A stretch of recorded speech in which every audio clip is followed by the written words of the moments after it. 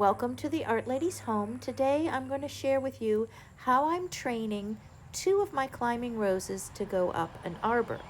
The first is a Gertrude Jekyll, who is a 2-year-old, and I've previously trimmed her and stripped her of most of her leaves.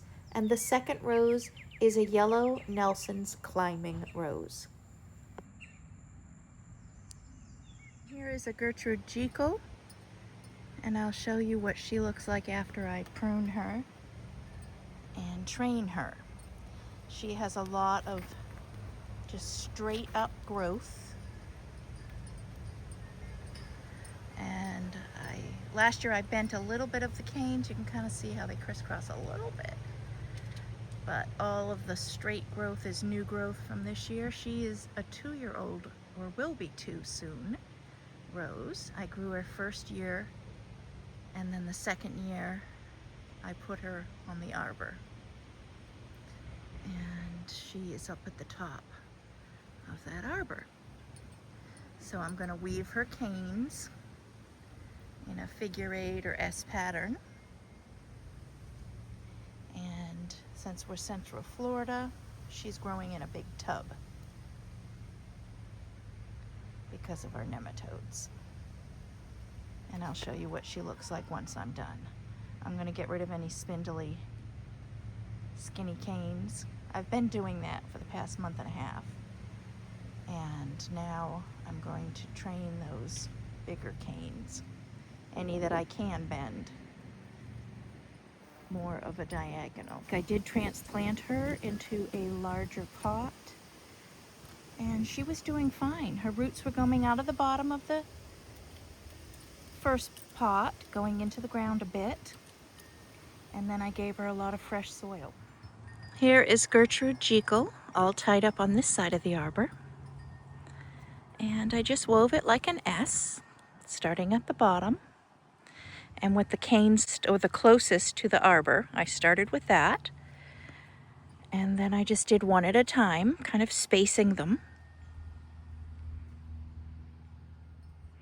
Bend it real slow so that you don't snap any.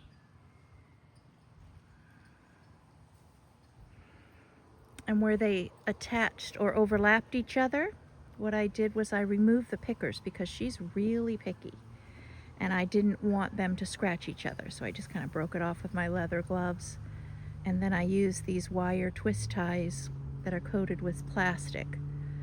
I probably would prefer the jute or the natural, but with thick leather gloves, because she's so picky, you have to have those leather gloves, and the twist ties are just easier for me. So we kind of followed those 45-degree angles of the diamond of the lattice as best I could. Sometimes when I wrap climbers, I let them go extend beyond this, but I didn't want her to extend beyond the sides here because she is so picky. And I just had her go up the top. There's still a few little tiny ones I need to tie on at the very top, but I've got to get my step ladder. You can see how they just kind of hang off, but they're okay for now. And I just couldn't resist cutting these things, so the little flowers, so I just left them on for now, right there. But she'll be up over the top in the no time. She had already climbed up over the top, and I just moved, when I took her down, I wove her, so she took up a lot more space here. But that's how I wove her up the trellis. And I did remove a lot of canes at the bottom, anything real skinny and scrawny, and cut back any of the laterals that she did have. But because she's only a 2-year-old, the first year I didn't have her trained, so she didn't produce a lot of laterals. I was concerned with just getting her to the top of the arbor, so I let her grow straight. But this year she's going to produce like crazy with all that horizontal and diagonal positioning. So there's Gertrude all tied up. And what I notice with her is if I tip trim her, then she branches out and will flower, for example, up here. each one of those tips was a flower. She branches out and then flowers off of each one when you cut back. So the more you cut back on her, she likes it. She likes being trimmed.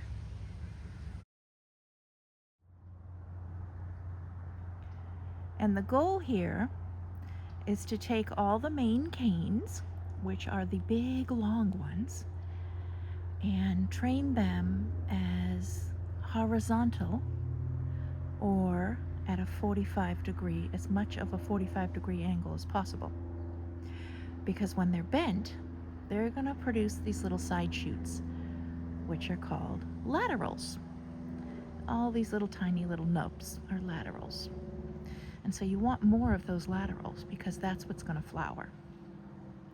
So now that I've trained it to go in a diagonal or as horizontal as possible, the more horizontal, the more laterals.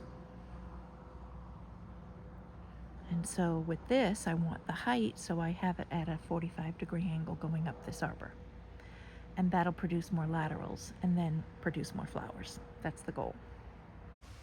Now I'm going to show you what it looks like once you have it tied horizontally, or as horizontal or diagonal as you can get it. This is an example with a climbing blush.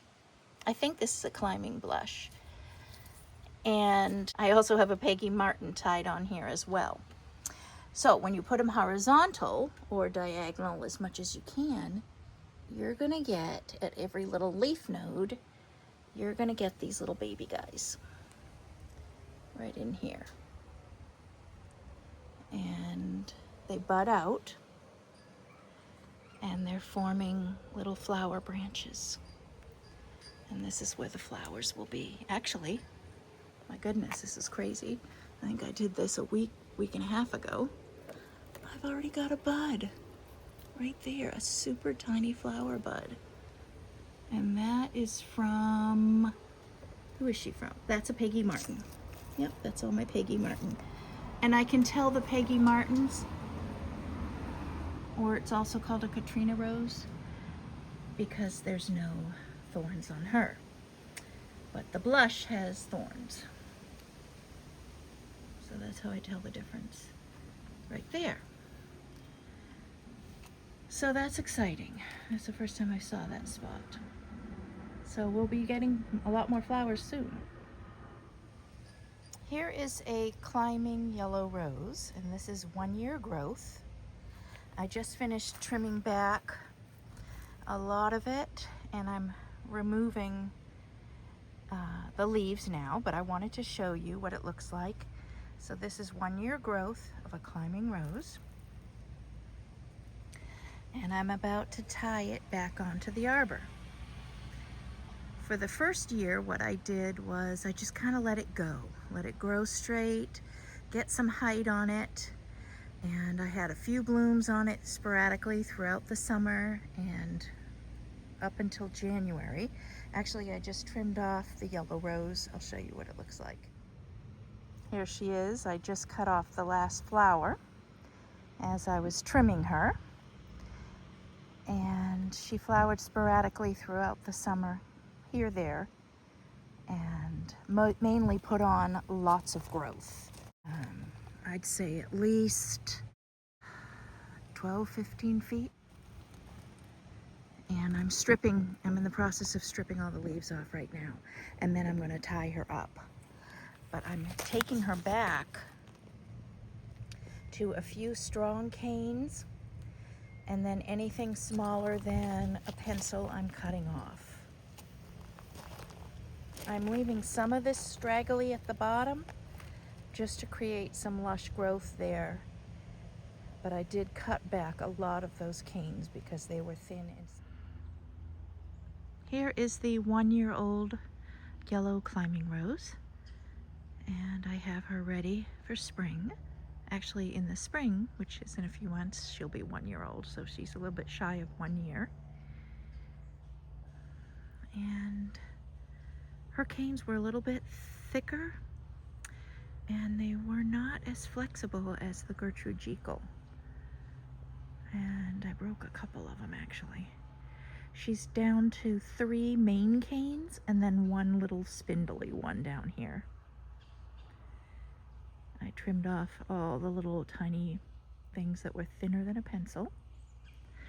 And then to the left of her, I have a Nehema rose, which is a real pretty pink one. And I've trained her horizontally right here for now. Eventually she'll go up this arbor here to go with the yellow climbing rose. And I kind of tried to center her on the diagonals here as best I could, and then keep it as balanced as I could. And then she actually comes up over the top here, and she's going across the top horizontally. And I think this summer, I think I'll be in for a treat with her pretty little flowers. And hopefully these diagonals will help with the lateral growth. Close up of the bottom, and I did cut off any real thin, tiny little shoots. I want it to push out some nice big thick main canes. I did trim to the left here. You can see where I put that bamboo. I did trim the stem that was going to cross over this other main cane. That way it'll shoot up all the energy into this thicker one. And then eventually I'll remove that one. But for now, that's what it looks like. Here's an example of the Eden, where you can see the main cane here, and then your laterals, which form the flowers. And she's almost done for the season. She just has a few little blooms left. But her main flush was about a month ago. But she's got a lot of laterals because I had her trained this summer. I hope you found this video helpful in training your climbing roses. And if you enjoy this content, don't forget to hit the like and subscribe button.